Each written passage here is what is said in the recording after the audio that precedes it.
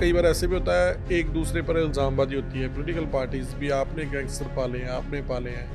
तो एक्चुअल में गैंगस्टर की सपोर्ट ये कैसे होता है? बंदा मर्डर भी कर गया, लूट की वारदातों में 10-10 में शामिल हुआ, उसके बाद भी बाहर घूम रहा है। सबसे बड़ी बात जो है, जेल में बैठा हुआ बाहर अपना सरगना चला रहा है, लोगों को फ़ोन कर रहा है, जैसे कोई ना कोई उनसे आप बोलते हैं जैसे ब्लैकमेलिंग मनी मांग रहा है, अभी आप इतने पैसे भेज दो, किसी अच्छे बिजनेसमैन को कर दिया। क्या है कि आजकल एक आइकॉन बना दिया आपने और उसके बेस पे आप उसके नाम पे आप काम कर रहे हैं। उसमें सेकेंडरी लीडर की लीडरशिप की चेन होगी और चेन होगी, वो बेसिकली काम को अंजाम देते हैं। तो और उनके नाम पे करते हैं ताकि वो सिस्टम से बचे रहें, इतना आसान ना हो उन्हें पकड़ना, उन तक पहुँचना। कुछ ऑफिसर भी उनकी मदद सर लगता है करते होंगे, अभी बंदा निकलता है। ऐसा अभी नहीं। पंजाब में ऐसा हुआ, लॉरेंस बिश्नोई गैंगस्टर का इंटरव्यू जेल से हुआ, उसमें एक डीएसपी को उन्होंने बर्खास्त भी किया। पर लगता है कि ऐसे कुछ पुलिस वाले भी होते हैं जो उनको सपोर्ट करते हैं। करने देने किसी क्रिमिनल का अपनी कस्टडी में इंटरव्यू दिवाना, जहाँ उसकी फ़ोन से बात करवाना, वीडियो कॉल करवाना, कितना का बड़ा अपराध आपकी आप मानते हो इसको? वो जेल में रह के यदि इस तरह से वीडियो कॉल पर कराई जाए तो गलत है। यदि मुलाकात समय से अलग उसको मोबाइल उपलब्ध करवाई जाए तो गलत तो है ही है, और अपराध की श्रेणी में भी आ सकता है। वो ये नहीं मानते, उनको इतना अंदाजा नहीं होता कि इतना बड़ा अपराध कर रहे हैं, इतना गलत कर रहे हैं, या उनके इस कानून से और जो वाइडर पब्लिक है, वाइडर सिस्टम है, उसमें ये एक्सेप्टेबल नहीं होगा जो आप कर रहे हैं। सर हम देखते हैं पुलिस वालों के ना तशद्दुद बड़े होते हैं, किसी भी बंदे को उठा लिया, उसको मारा पीटा, ये ले गए, पटे मारे, ये वो। वैसे तो अक्सर ही जो ऑफिसर बात करते हैं, या वैसे कानून के मुताबिक ये है भी आप टॉर्चर नहीं कर सकते, पर अक्सर ही हम देखते हैं पुलिस कस्टडी में टॉर्चर किया जाता है। जैसे मैं शुरुआत में सर्विस में आया तो हमारा भी यही था कि पुलिस, हमने भी हाथ पैर चलाने शुरू कर दिए और डंडा वगैरह चलाना शुरू कर दिया। तो हमारे ही जो जूनियर स्टाफ थे या जो थाने के स्टाफ थे, उन्होंने बताया कि नहीं, ये ठीक नहीं है, किसी को जो है इस तरीके से टॉर्चर नहीं कर सकते, किसी को आप डंडा नहीं मार सकते। हरियाणा में हमने देखा राधिका का कत्ल हुआ है पिछले दिन ही, अभी उन्होंने उनके फादर ने जो गोलियां मारी अपनी बेटी को, तो उन्होंने ये बोला भी, पहले तो उन्होंने बोला भी ये रील बनाती है, जैसे अभी आजकल हमारे समाज में चल रहा है रील वीडियो बनाना, तो उस पर इजी मनी कह सकते हैं, इजी अर्निंग मनी, तो उसकी वजह से लोग मुझे कह रहे थे कि ये अपनी बेटी की कमाई खाता है, या ऐसी बातें उन्होंने की। कैसे मानते हो, कैसे मेंटालिटी है कि कोई बंदा अपने बच्चे को ही ऐसे गोलियां मार देता है? एफआईआर दर्ज होती है, हमारे यहाँ तो चलो अलग तरीका है, फर्स्ट इन्फॉर्मेशन रिपोर्ट जिसे हम बोल देते हैं, और उसके बाद ज़्यादातर होती है पहले शिकायत दर्ज होती है थाने में, फिर दोनों बंदों को बुलाया जाता है। क्या शिकायत दर्ज होने पर किसी बंदे को पुलिस अरेस्ट कर सकती है, जहाँ एफआईआर के बाद भी अरेस्ट करने के लिए, जैसे फर्स्ट इन्फॉर्मेशन रिपोर्ट ही है वो, उसके बाद क्या अधिकार होते हैं कि वो किसी भी क्रिमिनल को गिरफ्तार कर ले? आपका उसमें लिखा जाता है कि गिरफ्तारी लायक सबूत फाइल पे गुजर चुका है। मतलब सबूत जब आ जाता है फाइल पे, गवाहों के बयानों के आधार पे, या जो फॉरेंसिक एविडेंस के आधार पे, या जो फिंगरप्रिंट वगैरह के आधार पे, या किसी और तरीके से बिना सबूत के अरेस्ट नहीं हो सकते। अरेस्ट तब होती है जबकि सबूत फाइल पे गुजर चुका है। अक्सर हम देखते हैं कि कोई जैसे किसी ने शिकायत कराई तो तभी उसको बुलाते हैं, जिसका कई बार सरकारों का प्रेशर होता है, कई बार किसी तरीके से, और उनको अंदर ढक दिया जाता है। जो थाने में बना होता है भी इसको अंदर फेंको, उसको 2 गाड़ियां निकाले, ये वो ऐसा चल रहा है बहुत ज़्यादा, क्योंकि लोगों में बड़ी भावनाएं हैं। कई जो मुस्लिम और कम हम बोलते हैं कम्युनिटी हैं, कई उनको ऐसा लगता है भी संघ पता नहीं क्या करता है वहाँ पे, कैसे सिखा के लोगों को भेजता है, वो फिर आके अपना ही प्रचार करते हैं, दूसरे को नीचा दिखाते हैं। ऐसा तो कुछ नहीं होता वहाँ पे, क्या है? संघ का अपना अलग तरीका है, वो उनका उद्देश्य तो हिंदुओं को जोड़ के रखना है, राष्ट्रभक्ति और देशभक्ति उनका माध्यम है। ठीक है, वैसे तो बाकी उनका तरीका कई बार ऐसा लगता होगा कि मुस्लिमों के विरुद्ध है, या जो है मुस्लिम के उनसे सेटिस्फाइड नहीं रहते, लेकिन आजकल तो वो मुस्लिमों को साथ लेके चलने की कोशिश कर रहे हैं, मेरे को ऐसा सभी लगता है। कम्युनिटी को साथ लेके चलता आ रहा है। हाँ, अब तो ऐसा लगता है कि वो कर रहा है। पर उसमें फर्स्ट ये है भी आपके पास जो आपके मन में राष्ट्रप्रति भावना पॉजिटिव राजभक्ति। होनी चाहिए, राष्ट्रभक्ति की होनी चाहिए, चाहे आप धर्म आपका कोई भी हो। हाँ, धर्म आपका कोई भी। कैसे सवाल होते हैं सर आईपीएस आपने क्लियर, कैसे कैसे सवाल इसमें आईपीएस पूछे में जब मैंने किया था तो उसमें 2 सब्जेक्ट होते थे। हाँ। आपका मेरा फिजिक्स और इलेक्ट्रिकल टेक्नोलॉजी था। तो उस समय तो ये थे, और एक पेपर 2 पेपर जनरल स्टडीज़ के होते थे। तो उस समय जनरल नॉलेज का, जनरल अवेयरनेस का इतना ज़्यादा रोल नहीं था। आजकल के पेपर में एक ही ऑप्शनल सब्जेक्ट है, और जनरल अवेयरनेस, जनरल नॉलेज के ज़्यादा अंक हैं। हमारे साथ एक आईपीएस भी हैं, ऑफिसर हैं, ह्यूमन राइट्स कमीशन भी है, और सबसे बड़ी बात है लेखक भी है, राइटर भी हैं। ये मेरे हाथ में एक बुक है जो सर की लिखी हुई है, सीड ऑफ लाइफ। तो इस पर भी हम बात करेंगे। देखो सर, विज्ञान का युग है, आप विज्ञान के ही, साइंस के आप बुरे स्टूडेंट रहे हो, तो उसके बाद आपने आत्मा पे ये बुक लिखी। कैसे प्रेरणा मिली आपको? ये बुक आपने कब लिखी, कैसे लिखी, क्या इसमें खास है? आत्मा में तो हमें विश्वास था कि आत्मा होती है, लेकिन सन 2002 में, 2001 में मुझे इस बात का पता लगा कि भाई आत्मा का जिक्र साइंस में नहीं आता, और साइंस के हिसाब से इंटरेक्शन प्रॉब्लम रहती है, जिसके कारण से आत्मा की गुंजाइश कम है। आत्मा को मानना साइंस में नहीं है। तो मुझे इस सब्जेक्ट में इंटरेस्ट आ गया, कॉन्शियसनेस में। ये सबसे बड़ी मिस्ट्री भी है, और इससे सबसे बड़ी सच्चाई भी यही है।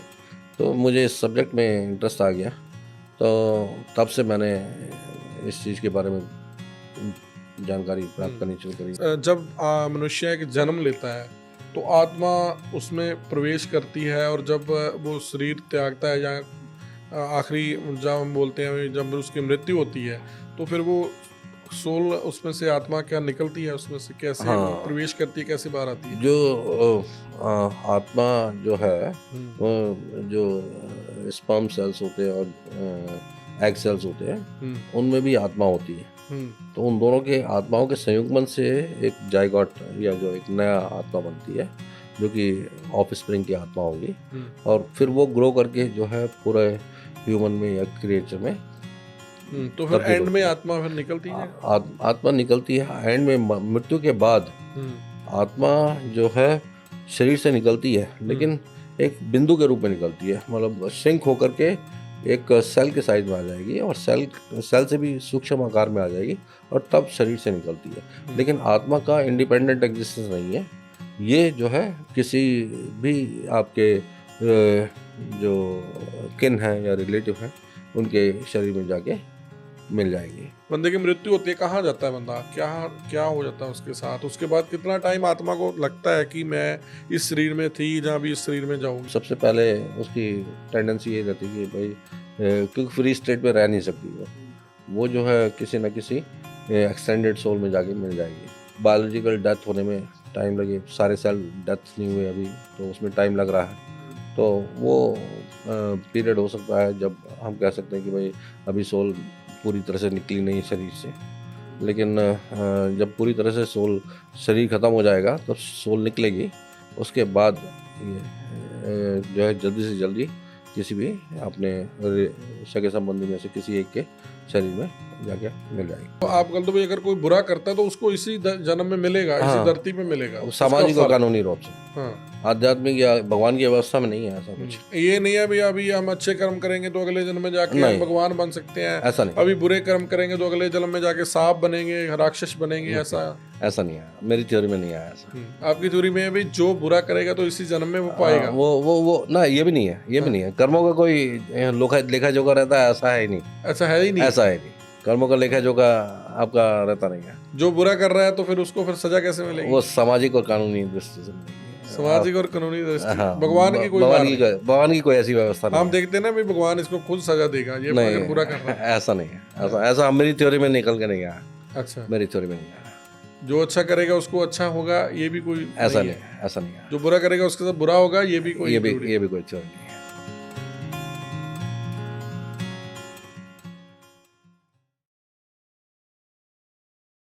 ਸਤਿ ਸ਼੍ਰੀ ਅਕਾਲ ਦੋਸਤੋ, ਤੁਸੀਂ ਨਿਰਪੱਖ ਪੋਸਟ ਦੇਖ ਰਹੇ ਹੋ। ਪਰ ਅੱਜ ਦਾ ਜਿਹੜਾ ਅਸੀਂ ਪੋਡਕਾਸਟ ਕਰਨ ਲੱਗੇ ਹਾਂ, ਬਹੁਤ ਹੀ ਚੰਗੀ ਔਰ ਮਹਾਨ ਸ਼ਖਸੀਅਤ ਆਪਾਂ ਕਹਿ ਸਕਦੇ ਹਾਂ ਸਾਡੇ ਵਿੱਚ ਨੇ, ਬਹੁਤ ਹੀ ਇਮਾਨਦਾਰ ਅਫਸਰ ਨੇ। ਔਰ ਸਾਡਾ ਅੱਜ ਦਾ ਪੋਡਕਾਸਟ ਥੋੜਾ ਹਿੰਦੀ 'ਚ ਰਹੂਗਾ, ਕਿਉਂਕਿ ਸਰ ਹਰਿਆਣੇ ਤੋਂ ਨੇ, ਹਰਿਆਣੇ ਦੇ ਆਫਿਸਰ ਰਹੇ ਆ, ਬਹੁਤ ਲੰਬੇ ਸਮੇਂ ਤੋਂ ਸਰਵਿਸਿਜ਼ ਕਰ ਰਹੇ ਨੇ, ਤੇ ਇਸ ਕਰਕੇ ਅੱਜ ਥੋੜਾ ਜਿਹਾ ਹਿੰਦੀ ਟੱਚ ਵੀ ਵਿੱਚ ਦੇਣਾ, ਕਿਉਂਕਿ ਸਰ ਕਹਿੰਦੇ ਪੰਜਾਬੀ ਥੋੜੀ ਘੱਟ ਆਉਂਦੀ ਹੈ, ਤਾਂ ਹਿੰਦੀ 'ਚ ਹੀ ਆਪਾਂ ਗੱਲ ਕਰਨ ਦੀ ਕੋਸ਼ਿਸ਼ ਹੈ ਜਿਹੜੀ ਕਰਾਂਗੇ। ਸਾਡੇ ਨਾਲ ਅੱਜ ਦੇ ਜਿਹੜੇ ਮਹਿਮਾਨ ਸਾਡੇ ਹੈਗੇ ਆ, ਬਹੁਤ ਹੀ ਇਮਾਨਦਾਰ ਅਫਸਰ ਨੇ, ਬਹੁਤ ਚੰਗੀ ਛਵੀ ਦੇ ਮਾਲਕ, ਜਿਹੜੇ 1991 ਬੈਚ ਦੇ ਵਿੱਚ IPS ਬਣਦੇ ਆ, ਔਰ ਉਸ ਤੋਂ ਬਾਅਦ DGP human rights commission Haryana 'ਚ ਅੱਜ ਜਿਹੜੇ ਉੱਥੇ ਕੰਮ ਕਰ ਰਹੇ ਆ। ਔਰ ਪਹਿਲਾਂ ਇੱਕ ਵਾਰੀ ਸਵਾਗਤ ਕਰਦੇ ਹਾਂ, ਬਹੁਤ ਬਹੁਤ ਸਵਾਗਤ है सर। सत श्री अकाल, नमस्कार सर, ठीक हो सर? बस ठीक है सर, सबसे पहला सवाल यही है कि आपने कैसे IPS कैसे बने, और ये आपने कैसे चुना भी मैंने पुलिस में जाना है, ये सर्विसेज में जाना है IPS पुलिस में? मैंने अपना इंजीनियरिंग करने के बाद हम्म इंजीनियरिंग करा मैंने 86 में पास आउट किया। उसके बाद मैंने टिस्को में काम किया, टाटा स्टील में। उसके बाद इंडियन रेलवे में काम किया और मैंने IPS UPSC एग्ज़ाम दिया। और फिर 1991 में मेरा सिलेक्शन हो गया था, तो मैं 1991 में मसूरी में ज्वाइन कर लिया था। उसके बाद मेरी रैंक थोड़ा इस स्तर की थी कि मेरे को IPS मिल सकता था, तो मेरे को IPS मिला। और IPS मैं लकी रहा कि मेरे को हरियाणा कैडर मिला, तो इस तरह से मैं IPS हरियाणा कैडर में आ गया। कितना की मुश्किल, कितनी की मेहनत सर करनी पड़ी उस समय आपको? क्योंकि आज हम देखते हैं कई बार एग्ज़ाम देते हैं, उसके बाद जाके मैंने जो IPS में मैं आया तो मेरा तीसरा अटेम्प्ट में मैं आ पाया था। पहले 2 अटेम्प्ट में मेरे को मेरा सिलेक्शन तो हुआ था, और पहले ऑडिट एंड अकाउंट्स मिला, फिर रेलवे अकाउंट्स मिला, और फिर तीसरे अटेम्प्ट में मेरे को IPS मिला। तो उसके बाद मैं बस एग्जॉस्ट हो चुका था, और मैंने फिर IPS में ज्वाइन करने का निर्णय कर लिया। बिल्कुल सर, आप अपने बचपन के बारे में, कुछ आपकी स्कूलिंग कहाँ रही, उसके बारे में ज़रा हमारे दर्शकों को बताएं। मेरी स्कूलिंग गांधी इंटरमीडिएट कॉलेज से रही, वहाँ स्कूल से रही देहरादून में। और उससे पहले 5वीं कक्षा तक मैंने चिल्ड्रंस एकेडमी में काम किया, पढ़ा हूँ मैं। और फिर उसके बाद मैं यूनिवर्सिटी ऑफ रुड़की में IIT, जो इस समय IIT रुड़की है, उसमें इलेक्ट्रॉनिक्स एंड कम्युनिकेशन में मैंने इंजीनियरिंग किया। तो यही मेरे शिक्षा का बस विस्तार रहा है। तो बचपन में आपके पिता या किसके? यस, मेरे पिताजी ने मेरे को बहुत अच्छी शिक्षा दी हम लोग के। और मदर हमारी 5वीं 6वीं कक्षा तक ही पढ़ी हुई थी, लेकिन मुझे याद पड़ता है कि मुझे एक ऐसे लिखना था, और मुझे आइडिया नहीं आ रहा था कि क्या करें क्या ना करें। तो मदर ने डिक्टेट करा दिया मेरे को पूरा ऐसे, तो वो अभी भी याद है कि किस तरह से हम जो है माता 5वीं पढ़े सी, पर फिर भी उन्होंने आपको बता दिया भी कैसे आपने ऐसे लिखना। केड़ा कौन सा ऐसे था सर, वो क्या लिखना चाहते हैं? वो दहेज प्रथा के ऊपर था। अच्छा। तो अपने उसमें ऐसा था कि उसमें उन्होंने बताया कि ऐसे ऐसे लिखो, ये करो वो करो। तो वो भी एक ग्राउंडिंग थी, जबकि मेरे पिताजी ने मेरे को, फादर ने हमारे को बहुत ग्राउंडिंग दिया। अपने इतने मेहनत करते थे वो मेरे फादर, और उनकी जो सर्विस थी उसके बाद वो ट्यूशन वगैरह भी देते थे, और फिर हमको बच्चों को भी टाइम देते थे। तो बहुत ही कठिन उनकी ज़िंदगी रही, और उनसे उन्होंने हमें पूरा टेस्ट वगैरह दे के और हमारे को पूरा ग्राउंडिंग दिया। तो उनका बहुत ज़्यादा योगदान है हमारे को। बिल्कुल सर, जब आप हरियाणा में आए तो आपकी सिलेक्शन हुई, तो फर्स्ट पोस्टिंग आपकी कहाँ पे थी और किस रैंक पे थी? फर्स्ट पोस्टिंग मेरी हरियाणा में, पहले तो मैं ट्रेनिंग के लिए आया था यहाँ हरियाणा में। हरियाणा में मेरी ट्रेनिंग रोहतक में रही। फिर मेरी पहली पोस्टिंग ASP के तौर पे अम्बाला में रही। अम्बाला के बाद मैं एडिशनल SP के तौर पे रोहतक में गया, और उसके बाद मैं जो है शायद विजिलेंस वगैरह में निकल गया है। आप एसपी विजिलेंस भी रहे हो ना? एसपी तो विजिलेंस विजिलेंस तो बड़ी डरते हैं, लीडर भी डरते हैं विजिलेंस के नाम पे। तो भी हमारे पंजाब में तो बड़ा ज्यादा, हरियाणा में तो फिर भी कम है, पंजाब में तो बड़ा हाईलाइट हुआ है विजिलेंस। तो उस हाँ, टाइम फिर पूरी बड़े डरते होंगे लीडर भी आपसे भी। नहीं ऐसा नहीं है। विजिलेंस में एक तो डायरेक्ट रेड का होता है, एक जिन कंप्लेंट्स का रिकॉग्निशन कॉग्निशन गवर्नमेंट लेती है, हम्म, उन पे ही इंक्वायरी कर सकते हैं। और इंक्वायरीज में क्योंकि फाइल्स और पेपर्स का काफ़ी योगदान रहता है, काफ़ी हमें छानबीन करनी पड़ती है डिपार्टमेंट में जा करके, डिपार्टमेंट का रिकॉर्ड लेकर के, अफसरों से रिकॉर्ड लेकर के। हम्म, तो इसलिए जो है आपका टाइम कंज्यूमिंग भी रहती है, और ऑफ कोर्स करप्शन को कम करने के काम में आती है ये हम्म। विजिलेंस विभाग, एंटी कितनी करप्शन आपको ब्यूरो। विजिलेंस में जब रहे, कितना का लगा भी करप्शन है डिपार्टमेंट में या और लीडर्स में, जो बात के जितने भी जो भी नेतागण होंगे, कुछ आपको एक्सपीरियंस कैसा रहा? नेतागण के तौर पे तो हमने नहीं किया इतना, हम्म, मैंने नहीं किया हम्म, किसी नेता के खिलाफ में। हम्म, लेकिन थोड़ा ऐसा लगता था कि जो डिपार्टमेंट्स वगैरह में है, हम्म। वो कुछ कुछ लोग मिल के करते थे जो करप्शन जैसे भी, करप्शन। हाँ। करप्शन ऐसा नहीं कि कोई अकेला आदमी कर रहा हो, हम्म। ऐसा कम ही होता था। पूरी चैन जुड़ती है पूरी इसमें। पूरी कुछ लोग मिल के करते थे, हम्म, ऐसा लगता था। हम्म, तो करप्शन में, लेकिन फिर भी ये जो कागज़ पे जो आता है कि भाई किसके सिग्नेचर हैं, किस क्या कमेटी थी और हम्म, किसने फाइनली सैंक्शन कर दिया, तो उसके बेस पे जो है आपका हम ये बनाते थे कि भाई हम्म, किस कौन दोषी है, हम्म, कौन नहीं है। हम्म। तो तो बड़ा टफ काम नहीं होता अभी दोषी को ढूंढना? अगर कई बार ऐसे होता है अभी गलत बंदा सही बंदा हो, उसको बंदा बोल दे ये दोषी है।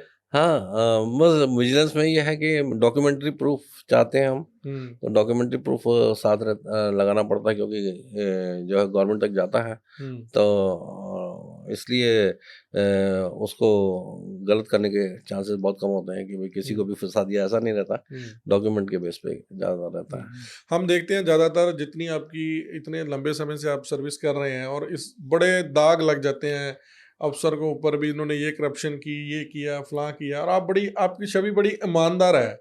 और कैसे बचपन से माता पिता ने ऐसा सिखाया, जहाँ फिर जब आपने ज्वाइन किया तभी धारा भी मैं तो भी ईमानदारी से ही काम करना है, और किसी भी कंट्रोवर्सी में कहीं भी आपका नाम बहुत कम नहीं आता, मुझे लगता है। नहीं, ऐसा तो नहीं था मेरा।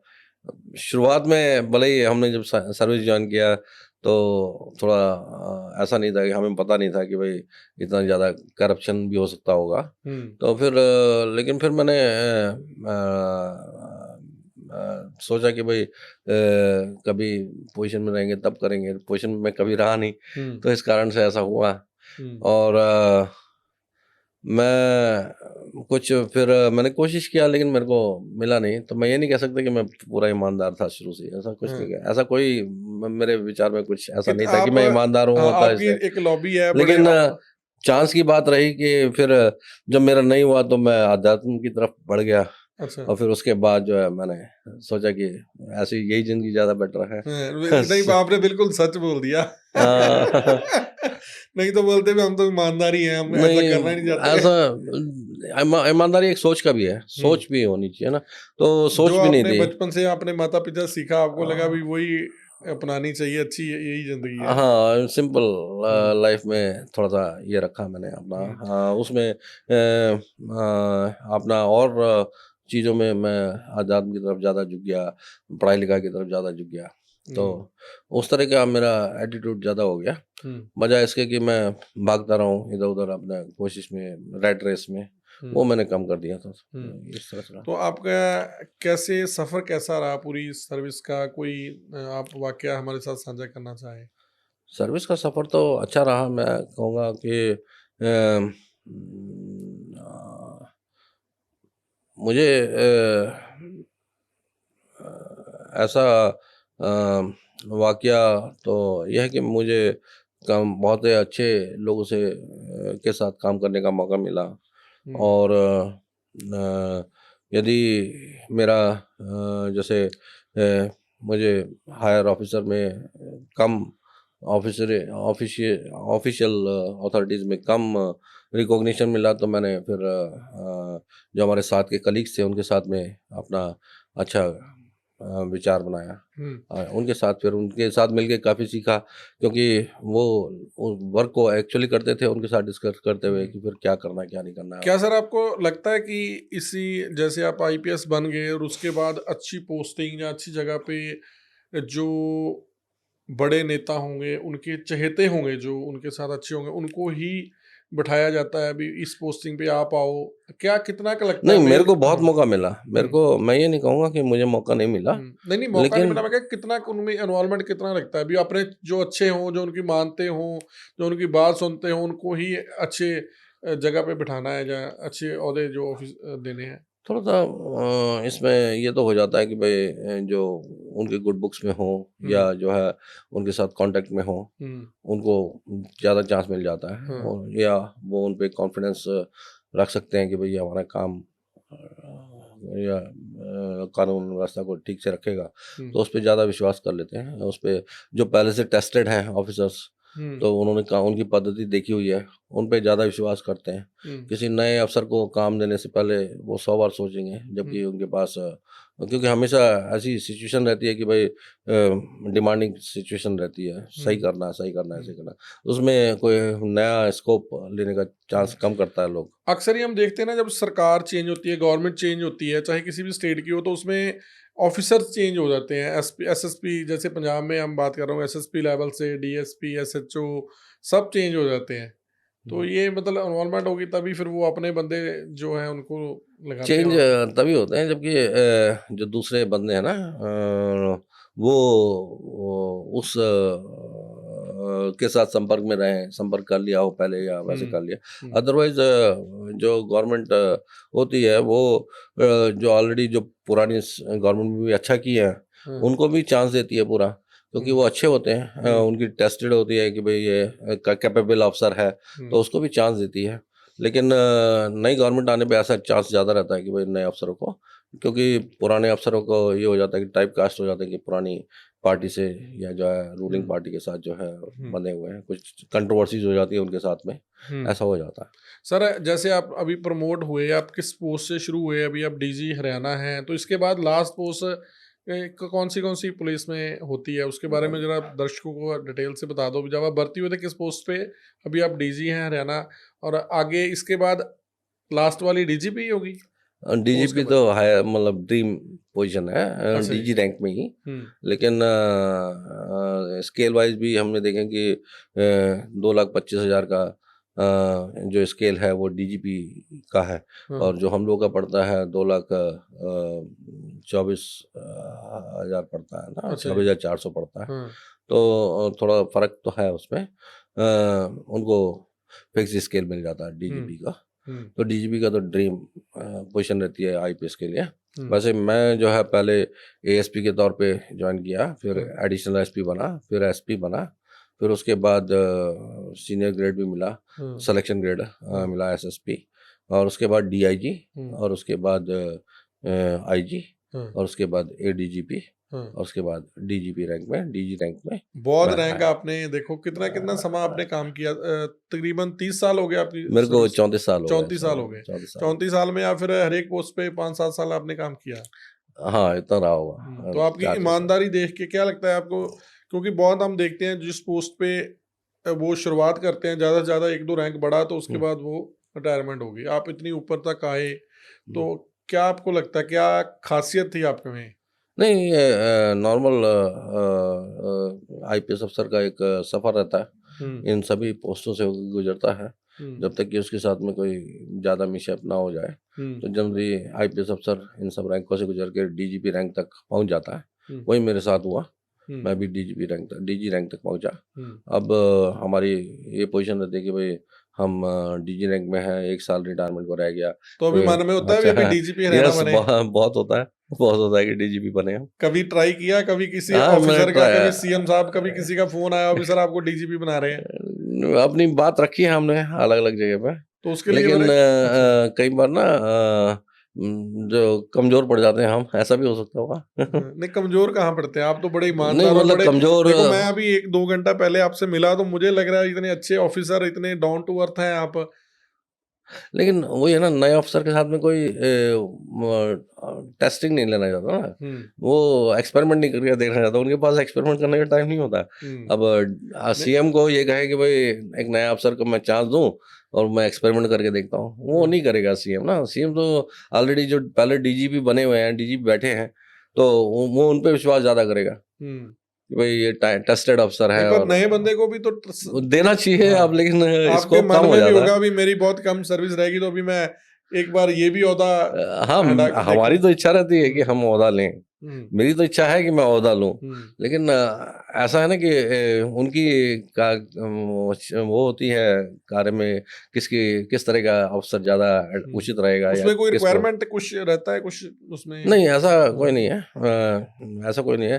थोड़ा-सा विश्वास का हो या जो है जाँचा परखा हो, हुँ, ऐसे अफ़सर को चा जा देना चांस देना चाहते हैं हुँ। लोग, सीएम वगैरह, तो हम तो सीएमओ। उम्मीद करते हैं आप डीजीपी बन के आओ, ओह! नेक्स्ट सो टाइम फिर नाइस, सो आपको नाइस, सो नाइस। फिर थैंक यू दोबारा वेरी आपसे मच। बात करेंगे हम। थैंक यू तो वेरी मच। बड़ा और आपकी सर्विसेज़ के बारे में कुछ बताएँ, आप कैसे काम वगैरह होता है इसमें? कैसे क्योंकि बहुत बड़ा नीचे तक होता है, थाने लेवल तक, आगे फिर एएसआई जो आईओ होते हैं वहाँ तक काम करना, इतने ऊपर से फिर कैसे स्टेप बाय स्टेप होता है या फिर डायरेक्टली भी इन्वॉल्वमेंट रहती है उनके साथ? स्टेप बाय स्टेप होता है, जैसे जो की पोस्ट हैं वो एसएचओ की पोस्ट है, हुँ, एसपी की पोस्ट है, आईजी की पोस्ट है रेंज की। हुँ, उसके बाद आपका डीजीपी की पोस्ट है। लेकिन और जो दूसरे सहायक पोस्टें हैं, जैसे मैं क्राइम रिकॉर्ड में रहा, ये सहायक थी, लेकिन इसके बावजूद भी ये इम्पोर्टेंट सिस्टर विंग है। इसी तरीके से आपका फॉरेंसिक साइंस लेबोरेटरी है, तो वो भी सिस्टर विंग है लेकिन इम्पोर्टेंट है। वो आपका यदि और जो टेलीकॉम है वो भी इम्पोर्टेंट है। मतलब सिस्टर विंग्स हैं लेकिन इम्पोर्टेंट हैं। हुँ, इसलिए यदि ऐसा नहीं समझना चाहिए कि यदि आप मेन में नहीं रहे या जो सीधे डायरेक्ट पुलिसिंग में नहीं रहे तो आपने पुलिस के बारे में कुछ जाना पहचाना नहीं है। हुँ, पुलिस के बारे में कार्रवाई तो उसमें जैसे आपका साइबर क्राइम है, तो वो भी अपना आज की डेट में साइबर क्राइम बहुत ज़्यादा इम्पोर्टेंट रोल अदा कर रहा है। हुँ। तो साइबर क्राइम आप ये नहीं कह सकते लॉ एंड ऑर्डर से संबंधित है, लेकिन फिर भी बहुत ज़्यादा इम्पोर्टेंट है। सर, साइबर क्राइम की आपने बात की, हम देखते हैं डेली अलग-अलग तरीके अपना रहे हैं जो साइबर क्राइम करते हैं लोग, जो क्रिमिनल हैं वो, जैसे किसी को लूटना, किसी से पासवर्ड माँग लेना, किसी से मैसेज भेजते हैं, वो आपका पूरा डाटा चुरा लेते हैं। ज़्यादातर हम देखते हैं आजकल साइबर क्राइम में हो रहा है अभी, जैसे लड़कियाँ हैं, कोई अकाउंट बनाया, किसी कुछ अच्छे बंदे होते हैं उसमें, कोई ऑफिसर भी हो सकता है, कोई नेता हो सकता है, कोई अच्छे रैंक वाला बंदा भी उनकी बातों में आके उनसे वीडियो कॉल करे, तो उनकी फ़ोटो लेके बाद में उनको ब्लैकमेल करते हैं। ये बड़ा ज़्यादा बढ़ रहा है, इसको आप कैसे देखते हैं? यस, जो पहले क्राइम स्ट्रीट पे होता था या जो है फिजिकल प्रेजेंस के द्वारा होता था, हुँ, अब वो साइबर वर्ल्ड में चला गया है। लेकिन साइबर वर्ल्ड में जाने में ये एक चीज़ रहती है कि चेन ऑफ इवेंट्स और ट्रैक किया जा सकता है। हुँ, लेकिन ट्रैक करने में दिक्कत ये रहती है कि ये जो क्रिमिनल लोग हैं, एक छोटे से रूम से अपना कुछ इक्विपमेंट लगा करके हुँ, आपका ये वारदात को अंजाम देते हैं। कई बार दूसरी कंट्री में बैठ के अंजाम देते हैं। उनको ट्रैक करना मुश्किल हो जाता हुँ, है। दे यूज़ प्राइवेट नेटवर्क, हुँ, वीपीएन वगैरह इस्तेमाल करते हैं और आपका जो है डार्क वेब वगैरह वेब वगैरह, ताकि उनको ट्रेस नहीं किया जा सके इस तरह के। हुँ, तो डिफ़िकल्ट हो जाता है उनको ट्रेस आउट करना, जबकि लेकिन डिजिटल ट्रेसेस तो हैं, कंप्यूटर सिस्टम में तो हैं, लेकिन उनको ट्रेस करना मुश्किल हो जाता है। हुँ। और कई बार जो अपराधी हैं वो इस एरिया के ना होकर के दूसरी एरिया के होते हैं, ज़्यादातर बाहर के होते हैं, उनको लेकर के आना, उनको कवर करना वो भी मुश्किल होता है। हुँ। तो सर, इसलिए क्राइम कैसे, जैसे अभी आपने साइबर की बात की, पहले जब कैसे पहले क्राइम बड़ा सिंपल होता होगा, उस टाइम क्रिमिनल को पकड़ना आसान होता होगा, हम्म, या फिर इस समय में आसान है? क्योंकि अभी तो जैसे बोलते हैं मोबाइल की लोकेशन ले लो, नंबर किससे बात की, कहाँ पे उसने फ़ोन किया, कहाँ से पैसे निकलवाए, हर चीज़ की डिटेल है। जब आप भर्ती हुए होंगे, आप बोल रहे हो 34 साल पहले, तो ये हम्म, चीज़ें होती नहीं थी। बिल्कुल तो बिल्कुल। तब मुश्किल था क्रिमिनल को पकड़ना, आज काबू करना, या फिर इस टाइम में आपको लगता है अभी काफ़ी आसान हो गया क्रिमिनल को पकड़ना? इस समय आसान है हुँ, क्रिमिनल को पकड़ना। हुँ, क्रिमिनल को पकड़ना इस समय आसान है क्योंकि डिजिटल ट्रेसेस मिल जाते हैं उनके, हुँ, तो उनकी पहचान करना आसान है, पहचान हुँ। करना आसान है। अभी तो आधार कार्ड से मोबिलिटी मुझे भी लगता है लेकिन आईज़ आप हर चीज़ मैच हाँ, कर सकते हो। बिल्कुल, बिल्कुल, फिंगरप्रिंट्स ये वो सब। बिल्कुल। इस समय क्राइम की कॉस्ट उनको मिल जाती है, मतलब जल्दी पकड़ा जा सकता है। हुँ, और क्राइम करना आसान नहीं है हुँ। इस समय, क्योंकि क्राइम करने के बाद पकड़ा पकड़ा जाएगा, तकरीबन पकड़ा ही जाएगा, आप ये तकरीबन मानते पकड़ा हो? जाएगा, ऐसा रहता है। तो कितने का आपने अपनी सर्विसेज में क्या माइंड, आपने किसी क्रिमिनल से बात की हो, क्या किस माइंड के, किस फितरत के लोग होते हैं वो? जो बड़े क्राइम जैसे रेप कर दिया किसी ने किसी का मर्डर कर दिया, हुँ। ऐसा जो होता है?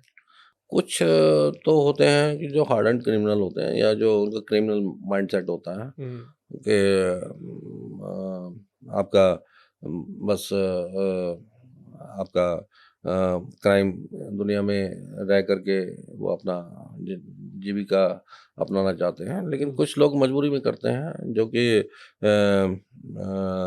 उन्हें कोई ओपनिंग नहीं मिल रही सादा जीवन जीने की, हुँ, तो वो क्राइम का रास्ता अपना लेते हैं। कुछ लोग आजकल एक दूसरे को रिक्रूट करते हैं, एक दूसरे को सिखा देते हैं कि भाई, तो वो ईज़ी मनी देखते हैं हुँ, क्राइम के तरीकों में, तो वो इसमें फँस जाते हैं। लेकिन उन्हें बाद में एहसास होता है कि भई ये तो करके गलत हुआ, हुँ, और पकड़े जाने का चांस उन्हें पता नहीं होता कि इतनी आसान हुँ। है पुलिस के द्वारा पकड़ा जाना उनको। सर किसी भी क्रिमिनल को पुलिस पकड़ती है, उसकी चार्जशीट बनाती है, उसका जो कोर्ट में पहुंचता है, कहते जो पुलिस के पास वो बंदा बयान देता है या कुछ करता है, उसको ज़्यादा मानता नहीं है कोर्ट।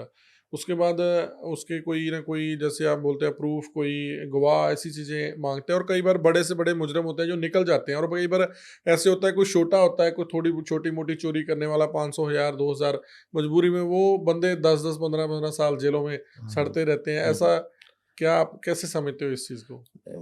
एक्चुअली इसमें जो पुलिस का जो ये जो बंदे हैं, हुँ, ये इनको जमानत ही नहीं मिल पाते कहीं, दूसरी जगह पे जाके इन्होंने अपराध किया होता है, हुँ, अपने एरिया में नहीं किया होता, तो जमानत ही नहीं मिल पाते। और इसलिए उनका छूटना आसान नहीं हो पाता। बड़े लोगों को छूटना जो होता है ना, कोर्ट में महँगे-महँगे वकील कर लेते हैं वो लोग, हुँ, और वो छुड़वा लेते हैं कोर्ट से। और जो ये पकड़े ना जाने का मतलब है कि ऐसा कम ही होता है जो पुलिस में हम तो देखते हैं कि भाई अकाउंटेबिलिटी तो हो जाती है पुलिस में हुँ, किसी भी अपराधी की, हुँ, लेकिन कई बार ये है कि भाई कोई गवाह नहीं मिलते या जो हुँ, है उनके खिलाफ में कोई सबूत नहीं मिलते, तो हम उन्हें पकड़ नहीं पाते, हुँ, उनके खिलाफ में कोई गवाह नहीं देता, हुँ। तब भी ऐसा हो जाता है कि भाई वो फिर अब बड़ा मन दुखता है भी, यार ये क्रिमिनल बंदा था, ये बच के निकल गया, ये इस फलाने वकील की हमने इतनी मेहनत करके इसको पकड़ा, ट्रायल लगाए, कई महीने मेहनत की, तो हाँ, उसके बाद वो निकल गया। कई बार होता है कि हुँ, भाई गैंगस्टर वगैरह भी हैं, हुँ, तो वो भी आसानी से बच निकलते हैं सिस्टम हुँ, में। तो हम दूसरी बार, तीसरी बार में जब पकड़ना होता है, बड़ी मुश्किल से पकड़ना होता है, पुलिस पुलिस को बड़ी मेहनत करनी पड़ती है पकड़ने में। हुँ, आजकल एक अकेला पुलिस वाला जाए और पकड़ ले, ऐसा नहीं होता। हुँ, पूरी टीम जाना पड़ता है गिरफ्तार करने के लिए। हुँ, तो वो हमेशा मुश्किल रहता है कि हुँ, अपने पुलिस के पास काम बहुत ज़्यादा है, और हुँ, आपका ड्यूटीज़ भी कहीं ज़्यादा हैं, हुँ, तो कहीं दूर जाके उन्हें पकड़ना हुँ, आसान नहीं रहता।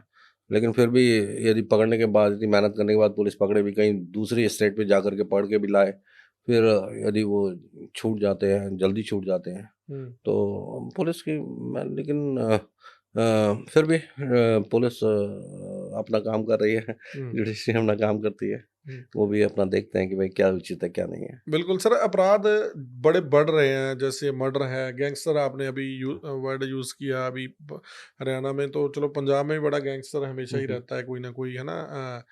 तो क्या इनको कोई कई बार ऐसे भी होता है, एक दूसरे पर इल्ज़ामबाजी होती है, पॉलिटिकल पार्टीज भी, आपने गैंगस्टर पाले हैं, आपने पाले हैं, हम्म, तो एक्चुअल में गैंगस्टर की सपोर्ट ये कैसे होता है? बंदा मर्डर भी कर गया, लूट की वारदातों में 10-10 में शामिल हुआ, उसके बाद भी बाहर घूम रहा है।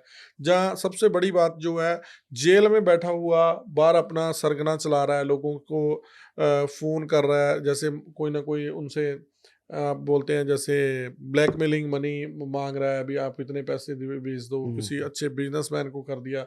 ये सारा क्या प्रोसीजर चल रहा है अभी? जेल में बैठ के तो मुश्किल है, लेकिन क्या है कि आजकल एक आइकॉन बना दिया आपने और उसके बेस पे आप उसके नाम पे आप काम कर रहे हैं। हुँ, उसमें सेकेंडरी लीडर्स होंगे, सेकंड लीडर की लीडरशिप की चेन होगी, हाँ, और चेन होगी, वो बेसिकली काम को अंजाम देते हैं। हुँ, तो और उनके नाम पे करते हैं ताकि वो सिस्टम से बचे रहें, इतना हुँ, आसान ना हो उन्हें पकड़ना, उन तक हुँ, पहुंचना। और वो तरीके जानते हैं कैसे कानून से बचा रहना है, कैसे क्या तरीके इस्तेमाल करने हैं ताकि कानून की नज़र में एकदम से ना आए और हम हुँ। अपराध करके निकल जाएं, कहीं दूर भाग जाएं। कुछ ऑफिसर ताकि भी उनकी मदद सर लगता है करते होंगे, तभी बंदा निकलता है। अभी ऐसा नहीं है। पंजाब में ऐसा हुआ, लॉरेंस बिश्नोई गैंगस्टर का इंटरव्यू जेल से हुआ, उसमें एक डीएसपी को उन्होंने बर्खास्त भी किया। हम्म। पर लगता है कि ऐसे कुछ पुलिस वाले भी होते हैं जो उनको सपोर्ट करते हैं, जो उनकी हेल्प करते हैं। सपोर्ट नहीं की होगी, इंटरव्यू वगैरह जैसे उनको लॉरेंस बिश्नोई का हुआ है, हाँ, तो सपोर्ट नहीं करके बस उन्होंने ऐसा उनको इतना अंदाजा नहीं होगा कि कितना बड़ा अपराध कर रहे हैं वो लोग, हुँ। कितनी बड़ी गलती कर रहे हैं ऐसा करने देने। किसी क्रिमिनल का अपनी कस्टडी में इंटरव्यू दिलवाना, जहाँ उसकी फ़ोन से बात करवाना, वीडियो कॉल करवाना, कितना का बड़ा अपराध आपकी आप मानते हो वो इसको? हाँ, जेल में रह के यदि इस तरह से वीडियो कॉल वगैरह कराई जाए तो गलत है। हुँ, यदि मुलाकात समय से अलग उसको मोबाइल उपलब्ध करा के करवाई जाए तो गलत तो है ही है, हुँ, और अपराध की श्रेणी में भी आ सकता है ये। लेकिन जो वहाँ सिस्टम में रहते हैं वो कई बार ना ऐसा है कि वो ये नहीं मानते, उनको इतना अंदाजा नहीं होता कि इतना बड़ा अपराध कर रहे हैं, वो हुँ, इतना गलत कर रहे हैं, या उनके इस कारण से और जो वाइडर पब्लिक है, वाइडर सिस्टम है, हुँ, उसमें ये एक्सेप्टेबल नहीं होगा हुँ, जो आप कर रहे हैं। हुँ, कई बार अनजाने में या जो है गलती से, या जो बस ये भी मानते हैं सिस्टम हमारा है, हम कुछ भी कर लें, ऐसा हुँ, भी हो सकता है हुँ, कि उन्होंने ऐसा माना हो कि भाई हम कुछ भी कर सकते हैं सिस्टम में, जो हमारी हुँ, मर्जी आए, हुँ। वो भी कर सकते हैं। बिल्कुल सर, अभी हम आपकी रिसेंट जहाँ पे आप सर्विसेज दे रहे हो उस पे बात करते हाँ हैं। जी। सबसे बहुत बड़ा मुद्दा है ह्यूमन राइट्स। जी। मानव अधिकार क्या है? हम्म। क्या-क्या अधिकार है एक मानव के पास, और आप कैसे उसको यूज़ करना है? पुलिस आपके पे ऐसे तशद्दुद नहीं कर सकती। जहाँ जो भी अधिकार हैं आपके, उसके बारे में उसके अभी सर वही पे काम कर रहे हैं। तो उसके बारे में सर कैसे आपका मन बना भी अभी आप ह्यूमन राइट्स की तरफ आए, इसके ओके। साथ जुड़े? ह्यूमन राइट्स जो हैं दो तरीके से हम कह सकते हैं। एक तो वो राइट्स जो कि इन्फोर्सेबल हैं, हुँ, जो कि जैसे हम कहें फंडामेंटल राइट्स, हुँ, और एक ह्यूमन राइट्स है जो आदमी की डिग्निटी के लिए, उसको डिग्निफाइड रूप में रहने के लिए आवश्यक हैं। हुँ, जैसे आपका लाइवलीहुड प्रॉपर होना चाहिए, सैनिटेशन प्रॉपर होनी चाहिए, हुँ, या जो है उसकी सिक्योरिटी और सुरक्षा होनी चाहिए। हुँ, तो इस तरह के जो और उसको जो है उसकी डिग्निफाइड लाइफ होनी चाहिए, उसको मेंटेन रखना चाहिए। हुँ, तो ये भी ह्यूमन राइट्स में आ जाता है। लेकिन ह्यूमन राइट्स हमारे यहाँ जो ह्यूमन राइट्स को माना गया है वो इन्फोर्सेबल, जो राइट्स इन्फोर्सेबल हैं, और जिसमें किसी पब्लिक सर्वेंट का या जो किसी ऑफिशियल का ने अपनी ड्यूटी को सही तरीके से ना निभाते हुए किसी दूसरे के अधिकारों का उल्लंघन किया हुआ लगता है, हुँ, या उसको नुकसान पहुंचाने के, या उल्लंघन किया हुआ लगता है उसके अधिकारों का, हुँ, तो उसमें हम ह्यूमन राइट्स वाले कमीशन के जो हमारे जस्टिस होते हैं, हुँ, जो कमीशन के चेयरमैन होते हैं या मेंबर्स होते हैं, हुँ, वो इसका कॉग्निजेंस ले लेते हैं, और जो स्टेट एजेंसीज हैं उनको नोटिस भेज करके पता करते हैं कि भाई इस पे रिक्विजिट एक्शन ले लिया जाए, या जो है कुछ उस पर उनसे रिपोर्ट मांगी जाती है। यदि कोई एक्शन नहीं लिया हुआ है तो वो कर लेते हैं, और कुछ जो है वो यदि इंडिपेंडेंट रूप से इन्वेस्टिगेशन करानी है तो वो भी कर लेते हैं। तो इंडिपेंडेंट रूप से जब इन्वेस्टिगेशन करानी होती है तो वो investigation in house investigation wing है ह्यूमन राइट्स में, वो इस्तेमाल हो रही है। सर जैसे अभी मैंने देख रहा था कि 2022 तक एक रिपोर्ट आई है ह्यूमन राइट्स हरियाणा की, तकरीबन उस समय 12 साल अभी हो गए होंगे ह्यूमन राइट्स बने हुए, 10 साल हो गए थे, अभी तो 12। तकरीबन 13 साल हो गए, है ना। हाँ हाँ। तो ज़्यादातर जो उनके पास कंप्लेंट्स आती हैं उन उन ह्यूमन राइट्स की जो रिपोर्ट है उसके मुताबिक ही कि 45% पुलिस वालों के खिलाफ ही हैं। हाँ। तो क्या मानते हो भी कैसी फितरत के लोग हैं जो डिपार्टमेंट में हैं, जो ऐसे ह्यूमन राइट्स जो लोग शिकायत करते हैं, कुछ ना कुछ गलत उनके साथ हुआ तभी करते हैं, तो क्या कारण मानते हो इसके लिए आप? उसमें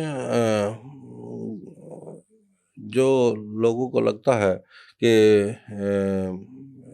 एक इंडिपेंडेंट एजेंसी को और हम दरवाज़ा खटखटा सकते हैं आसानी से पुलिस के खिलाफ में, या पुलिस के कंप्लेंट करके, तो वो ह्यूमन राइट्स में कंप्लेंट कर देते हैं। कई बार वो कंप्लेंट इस तरह की नहीं होती कि उसमें ह्यूमन राइट्स का वाकई में दखल हुआ हो, या पुलिस ने रेक्टिफाइड एक्शन ले लिया हो, या पुलिस ने जो प्रॉपर एक्शन लिया हुआ होता है, ऐसा कई बार होता है।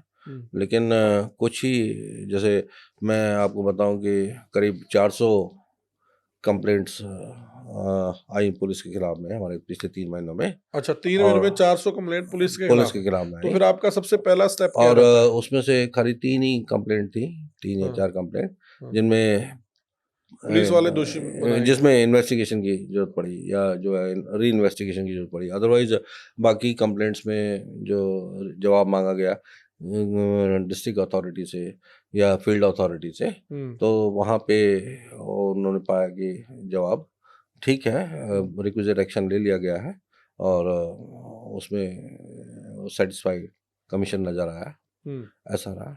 तो हमेशा ये नहीं कह सकते, लेकिन यदि ऐसा हुआ है कि वाकई में यदि किसी को आजकल पुलिस यदि जो शॉर्टकट अपनाती है, तो उसमें जनरली लोग कंप्लेंट ज़्यादा कर देते हैं। ज़्यादातर सर हम देखते हैं पुलिस वालों के ना तशद्दुद बड़े होते हैं, किसी भी बंदे को उठा लिया, उसको मारा पीटा, ये ले गए, पटे मारे, ये वो। वैसे तो अक्सर ही जो ऑफिसर बात करते हैं, या वैसे कानून के मुताबिक ये भी आप टॉर्चर नहीं कर सकते, बिल्कुल। पर अक्सर ही हम देखते हैं पुलिस कस्टडी में टॉर्चर किया जाता है। तो आप तो रहे हो इस सर्विस में, इसे कैसे देखते हो आप? पुलिस कस्टडी में टॉर्चर जो है, अब जहाँ भी होता है ऐसे केसेस नोटिस में आते रहते हैं, तो उन पर एक्शन लिया जाता है। और जो जैसे मैं शुरुआत में सर्विस में आया, तो हमारा भी यही था कि पुलिस हमने भी हाथ पैर चलाने शुरू कर दिए और डंडा वगैरह चलाना शुरू कर दिया।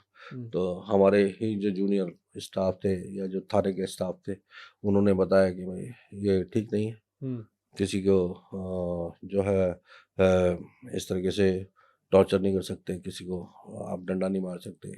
तो मतलब उन्होंने ही बताया, उन्होंने, ऐसा नहीं है कि उनकी ये टेंडेंसी है कि भाई मारपीट के खाली हम ये पता लगा लें कि किसने अपराध किया, क्या अपराध किया, कहाँ एविडेंस है। कितना सारा एक मानव अधिकार क्या कहता है और एक पुलिस वाले का अधिकार क्या कहता है? उसने किसी क्रिमिनल को पकड़ा, कितना उसको टॉर्चर पीट के या उसको मार के या अपनी कस्टडी में बिना किसी उसकी अरेस्ट पाए रख सकता है, और उसको किसी न किसी अपराध के लिए मनाना या ये वो, ये कितना टाइम, क्या अधिकार है? नहीं, दोनों तरफ पे क्या है? पहले तो पुलिस वाले कस्टडी के तो बता दो क्या अधिकार है, वो कितना किसी को टॉर्चर कर सकता है? नहीं, पुलिस टॉर्चर नहीं कर सकती, पुलिस टॉर्चर नहीं कर सकती, और टॉर्चर करने से कोई फ़ायदा भी नहीं होता। लेकिन कई बार आपका जो है यदि बहुत जल्दी एक्शन करना हो, कहीं शॉर्ट टाइम हो, तो उन्हें ऐसा लगता है कि मार पिटाई करेंगे तो वो जवाब दे देगा। कुछ ऐसी छवि बनी हुई है पुलिस की, तो लोग इसको ज़्यादा बिलीव करते हैं, लेकिन जो एक्चुअल में काम करते हैं वो जानते हैं कि एक्चुअल में ऐसा नहीं है।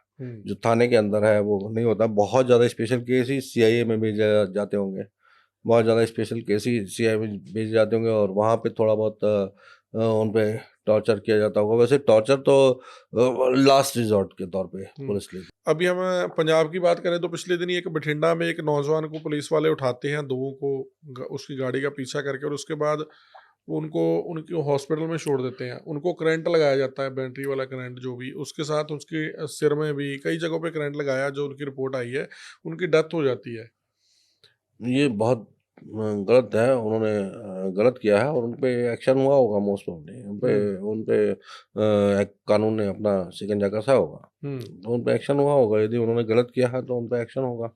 आपका ऐसा कम ही होता है कि यदि एक्शन कर दें, उल्टे सीधे तरीके अपनाएं, वो थर्ड डिग्री टॉर्चर जिसे बोलते हैं, यदि वो अपनाएं तो ज़्यादातर केसेस में उन पे एक्शन होता है। बिल्कुल सर, अभी हरियाणा में हमने देखा राधिका का कत्ल हुआ है पिछले दिन ही। अभी उन्होंने, उनके फादर ने जो गोलियां मारी अपनी बेटी को, तो उन्होंने ये बोला भी, पहले तो उन्होंने बोला भी ये रील बनाती है, जैसे अभी आजकल हमारे समाज में चल रहा है रील वीडियो बनाना, तो उस पे इजी मनी कह सकते हैं, इजी अर्निंग मनी, तो उसकी वजह से लोग मुझे कह रहे थे कि ये अपनी बेटी की कमाई खाता है, या ऐसी बातें उन्होंने की। कैसे मानते हो, कैसे मेंटालिटी है कि कोई बंदा अपने बच्चे को ही ऐसे गोलियां मार देता है? ये बहुत ही दुखद घटना है।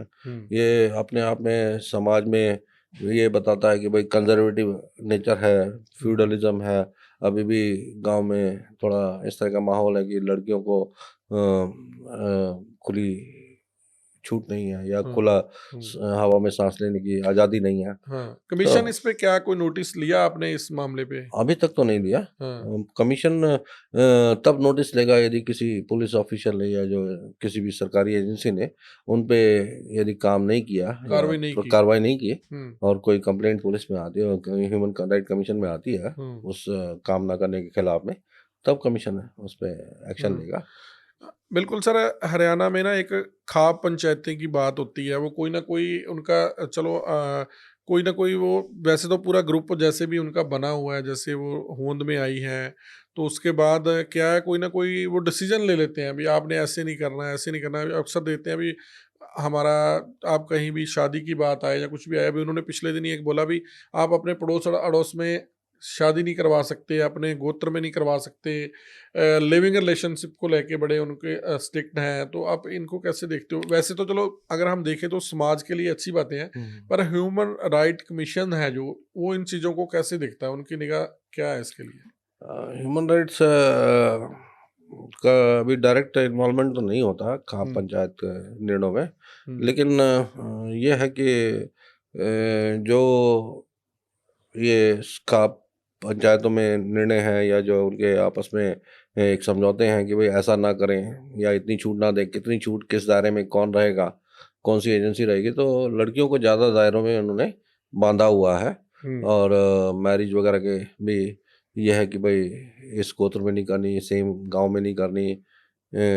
इस तरह के जो है समय के साथ साथ तो हो सकता है कि डाइल्यूट हो जाए, या जो है जो समाज का ताना बाना बनाए रखने के लिए यदि ये कानून ज़रूरी है तो उनको बनाए रखा जा सकता है। अदरवाइज़ मेरे ख्याल में आज की डेट में जहाँ सारे जो डेवलपमेंट है वो गांवों तक पहुंच गया है, और जो एजुकेशन है वो भी गांवों तक पहुंच गई है, सारी सुविधाएं गांवों तक भी मौजूद हैं, तो हम ये कह सकते हैं कि गांव में भी वही रूल लागू हो जाएं जो कि अर्बन सिटीज़ वगैरह में है, तो कोई ज़्यादा दिक्कत वाली बात नहीं होगी। पहले ज़माने में ऐसा हो सकता था कि गांव में थोड़ा सा रेस्ट्रिक्शन रखा गया हो, क्योंकि इतनी सुविधाएं नहीं थी, इतना डेवलपमेंट नहीं था। लेकिन आज के ज़माने में तो वही डेवलपमेंट गांव में भी पहुंच गया है, तो मेरे ख्याल में थोड़ा सा उनको दायरे कम कर देने चाहिए अपनी। बिल्कुल सर, आप जैसे कैसे अप्रोच कर सकता है, किसी के साथ तशद्दुद हुआ है, कुछ हुआ है, कैसे अप्रोच कर सकता है ह्यूमन राइट्स हरियाणा के पास अपने हक के लिए? क्या क्या एक हक है उनके, किसी मनुष्य के हरियाणा के, जो कोई भी बंदा है? जैसे आपका यदि कोई आपका कोई विभाग में आपको किसी यही है कि डॉक्टर की तरफ से इलाज ठीक नहीं हुआ आपका, यदि आपको फर्द वगैरह नहीं मिल रही तो मतलब एक्शन लिया जा सकता है। पुलिस ने उन्हें टॉर्चर किया तो एक्शन लिया जा सकता है। तो कम से कम जिसमें किसी भी सरकारी एजेंसी का के आदमी का इन्वॉल्वमेंट है और उसने वो सही तरीके से जो सही जवाब तरीके नहीं से दिया काम नहीं कर रहा है, सही तरीके तो से उसमें वो कमीशन के पास आके शिकायत करे तो शिकायत आप करे तो कमीशन के पास यह अख्तियार होता है उसकी सुनवाई वगैरह के बाद, फिर आप दोनों पक्ष को दोनों बुलाते पक्ष हो। को ज़्यादा सुनने के बाद कमीशन कई बार जो है कंपनसेशन दे सकता है। Up to 5 lakh rupees of compensation can be given to the person ना। तो और समन वगैरह अपनी पेशी ले सकता है, तो इन्वेस्टिगेशन करा सकता है। तो इस तरह की चीज़ें हैं। सर एक ना एफआईआर की बात करते हैं। पहले होता है कि एफआईआर दर्ज होती है, हमारे यहाँ तो चलो अलग तरीका है, फर्स्ट इन्फॉर्मेशन रिपोर्ट जिसे हम बोल देते हैं, और उसके बाद ज़्यादातर होती है पहले शिकायत दर्ज होती है थाने में, फिर दोनों बंदों को बुलाया जाता है। क्या शिकायत दर्ज होने पर किसी बंदे को पुलिस अरेस्ट कर सकती है, जहाँ एफआईआर के बाद भी अरेस्ट करने के लिए, जैसे फर्स्ट इन्फॉर्मेशन रिपोर्ट ही है वो, उसके बाद क्या अधिकार होते हैं कि वो किसी भी क्रिमिनल को गिरफ्तार कर ले, या किसी के खिलाफ कुछ शिकायत आती है तो नहीं, शिकायत के आधार पे नहीं करता। आपका उसमें लिखा जाता है कि गिरफ्तारी लायक सबूत फाइल पे गुजर चुका है। मतलब सबूत जब आ जाता है फाइल पे गवाहों के बयानों के आधार पे, या जो फॉरेंसिक एविडेंस के आधार पे, या जो फिंगरप्रिंट वगैरह के आधार पे, या किसी और तरीके से बिना सबूत के अरेस्ट नहीं कर सकते। अरेस्ट तब होती है जबकि सबूत फाइल पे गुजर चुका होता है। पर अक्सर हम देखते हैं कि कोई जैसे किसी ने शिकायत कराई तो तभी उसको बुलाते हैं, जिसका कई बार सरकारों का प्रेशर होता है, कई बार किसी तरीके से, और उनको अंदर ढक दिया जाता है। जो थाने में बना होता है भी इसको अंदर फेंको, उसको 2 गालियां निकाले, ये वो ऐसा चल रहा है बहुत ज्यादा। वो जो है प्रेशर आने पे प्रेशर तो भले ही रहता होगा, लेकिन पुलिस को अपनी कार्रवाई तो पूरी करनी पड़ेगी, पेपर वर्क पूरा करना पड़ेगा, कोर्ट में पूरी अकाउंटेबिलिटी रहती है। तो ऐसा नहीं है कि गिरफ्तारी के लिए, गिरफ्तारी करने के लिए रहता है। बाकी ये तो है, गिरफ्तारी का डर दिखा के पुलिस समझौते कराने की कोशिश करती है, या जो है एक कि भाई खाली ये रास्ता नहीं है, आप आर्बिट्रेशन कर लो, या जो है आपस में समझौता कर लो। तो उस तरह अराइव करने की कोशिश करती है पुलिस। सर युवा पीढ़ी को आप क्या अधिकार उनके हैं, क्या मैसेज देना चाहोगे एज ए कमीशन की तरफ से भी? उनको कैसे अवेयर रहना चाहिए अपने अधिकारों के लिए, अपने मानव जो उनको अधिकार हैं, और उसके कैसे वो अगर कोई नहीं मानता तो कैसे उसकी शिकायत जड़ी कर सकते हैं? जो जैसे जो रिस्पेक्ट आप अपने लिए चाहते हो, वो ये रिस्पेक्ट आप दूसरे को भी दो, और आप यदि इज्जत दोगे तो इज्जत वापस भी पाओगे। और इज्जत हर आदमी का डिग्निटी है, ये मान करके ही आपको अपना व्यवहार रखना चाहिए। जनरली ऐसा यदि हम सोच के चलें तो हम ह्यूमन राइट्स को जनरल व्यवहार में पालन कर पाएंगे। और यदि फिर भी यदि किसी सरकारी एजेंसी के साथ यदि आपने काम करते हुए ऐसा लगता है कि आपको आपके साथ में उन्होंने बेहूदगी, बदतमीजी या लापरवाही वगैरह की है, तो आप ह्यूमन राइट कमीशन में कंप्लेंट कर सकते हैं, जहाँ पे आपको आपकी सुनवाई होकर आप उसमें जो रिक्विजिट एक्शन होगा वो लिया जाएगा। देखो, बड़े ईमानदार ऑफिसर हैं जो हमारे साथ हैं, आईपीएस हैं, कितनी पोस्टों पे इन्होंने काम किया, और उसके बाद भी इतने अच्छे तरीके से ये हमें जवाब दे रहे हैं, बड़े डाउन टू अर्थ है। और हम भी चाहेंगे जो आपके अधिकार हैं, जो कमीशन के पास, हरियाणा के खासकर जो लोग हैं, तो कमीशन के पास अपनी शिकायत लेके जा सकते हैं। उनका निपटारा भी बड़े तरीके से, कानूनी तरीके से होता रहता है। और सर जैसे अभी हम देखते हैं, अभी हरियाणा में बीजेपी सरकार है, सेंटर में बीजेपी सरकार है, तो हमेशा कई ऑफिसर भी ऐसे हम सुनने को आता है भी बड़ा संघ के बड़ा नज़दीक होते हैं, जो ऑफिसर्स होते हैं, तो कभी किसी आज जैसे आरआरएस है, इनसे आपकी मुलाकात किसी वरिष्ठ नेता से हुई हो, कभी होता है मिलना?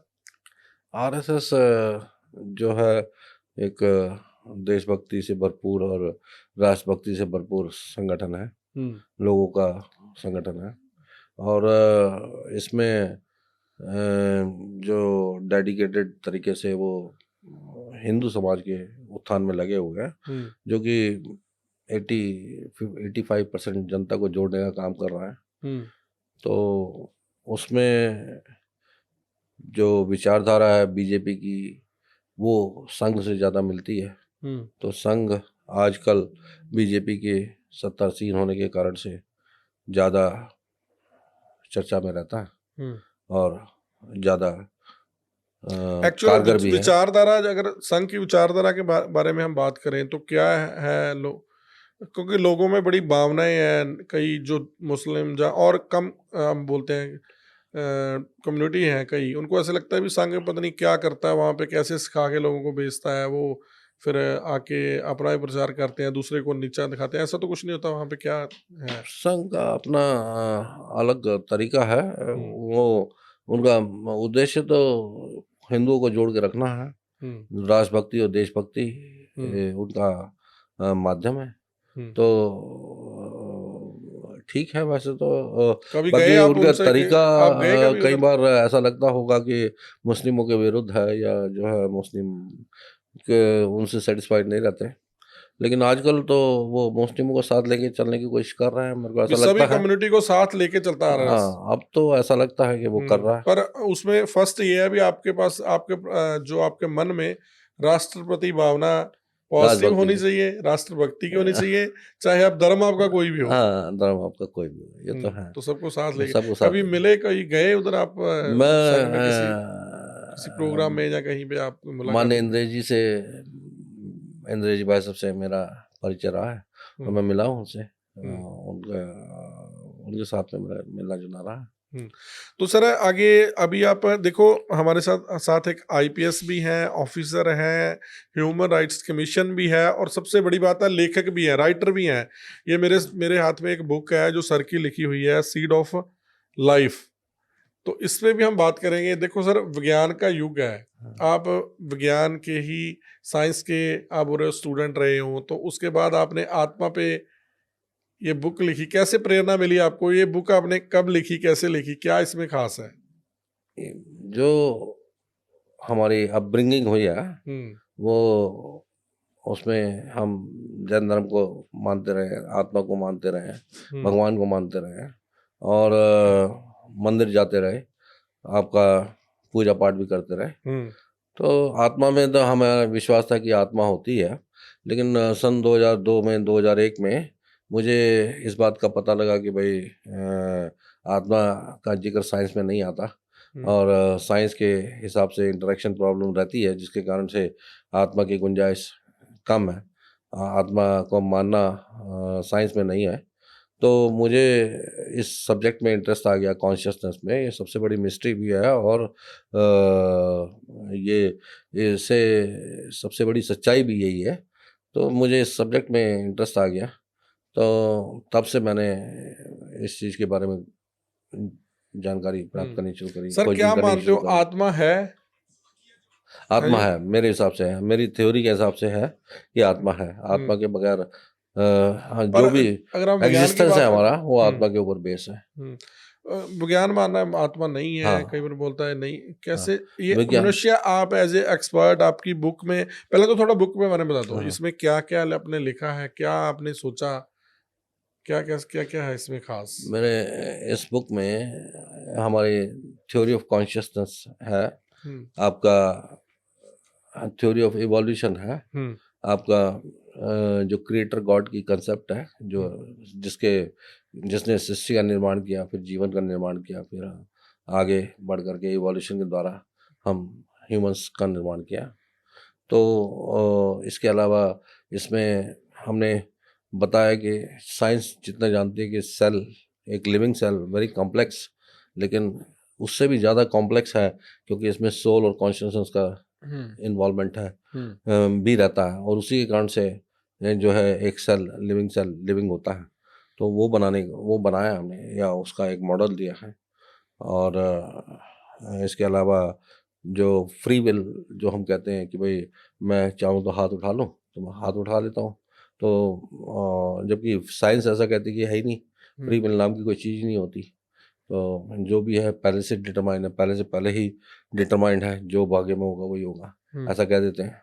भाई जो जो जो देखिए भगवान ने सो होशी बीरा रे, तो ऐसा कह देते हैं, मतलब जो भगवान ने कह दिया या भगवान ने देखा है वही होगा। कोई जो भाग्य में लिखा है वही होगा, उसके पत्ता भी नहीं हिलता भगवान की मर्जी के बगैर, ऐसा कह देते हैं। तो सर, आत्मा हरेक शरीर में होती है, मेरे में भी, आम में भी। ज्योत क्या स्वरूप क्या है? आत्मा को क्या स्वरूप मानते हो आप? आत्मा जो है कोटर्मिनस है बॉडी के।